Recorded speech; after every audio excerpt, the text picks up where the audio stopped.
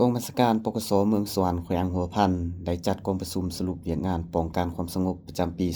2025 และวางทิศทางแผนการจุดสุมประจำปี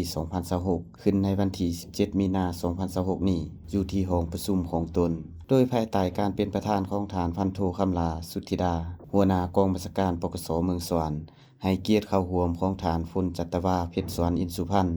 หัวหน้ากองบัญชาการปกสแขวงหัวพันฐานศิวิไลจิมมวงศ์เลขาคณะบริหารงานภาคเมืองผู้ชี้นำเวียกงานป้องกันศาสตร์ป้องกันความสงบเมืองสวรรค์มีบรรดาฐานคณะพักคณะกองบัญชาการหัวหน้าแผนกห้องแผนกปกสกุมบาลแขกถึกเชิญตลอดฮอดนายและพลตำรวจทั่วกองบัญชาการปกสเมืองสวรรค์เข้าร่วมพันโทวิไลวรวีรพันธ์รองหัวหน้ากองบัญชาการปกสเมืองสวรรค์ได้ขึ้นผ่านหางบทสรุปการเคลื่อนไหวเวียกงานป้องกันความสงบประจำปี 2025 และวางทิศทางแผนการจุดสุมประจำปี 2026 โดยได้ยกให้เห็นด้านดีผลงานและด้านที่ยังคงค้างที่จะได้พร้อมกันปรับปรุงแก้ไขในต่อหน้า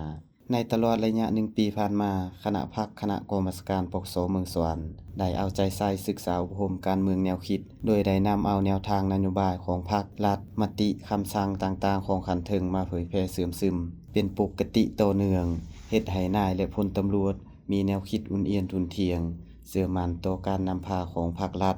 ซึ่งแสดงออกใน1ปีผ่านมามีคดีอาญาเกิดขึ้นทั้งหมด26เรื่องกักผู้ถูกหา29คนคดีลักทรัพย์พลเมือง4เรื่องคดีทำร้ายร่างกาย4เรื่อง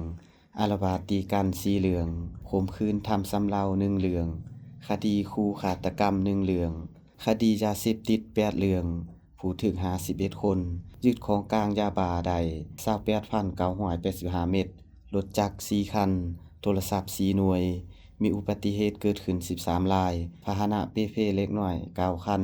เปเภสมควร6คันใส่การบ่ได้3คันมีคนบาดเจ็บ21คนสาหัส2คนและเสียชีวิต2คนมูลค่าเสียหาย447ล้านกีบในกองประชุมผู้เข้าร่วมยังได้พร้อมกันประกอบคำคิดคำเห็นใส่หางบทสรุปและทิศทางแผนการอย่างกงไปกงมาภาวะวิสัยแทนเหมาะกับสภาพความเป็นจริงของสังคมในปัจจุบันเพื่อเฮ็ดให้เนื้อในบทสรุปและทิศทางแผนการในต่อหน้ามีเนื้อในลึกซึ้งครบถ้วนสมบูรณ์และในวันที่ 18 มีนาคม 2026 นี้กรมราชการปกสเมืองสวรรค์ยังได้เปิดบ้านดำเนินชีวิตการเมืองเนื่องในโอกาสวันสร้างต่างกำลังป้องกันความสงบครบรอบ65 ปี 5 เมษายน 1961 ถึง 5 เมษายน 2026 เอกสารที่นำมาเผยแพร่ครั้งนี้ประกอบมี 4 เอกสารคือเพิ่มทวีเวียกงานศึกษาอบรมการเมืองแนวคิดในกำลังป้องกันความสงบเสริมขยายถาแท้มูลเสื่อปฏิวัติอันสง่างามของกำลังป้องกันความสงบประชาชน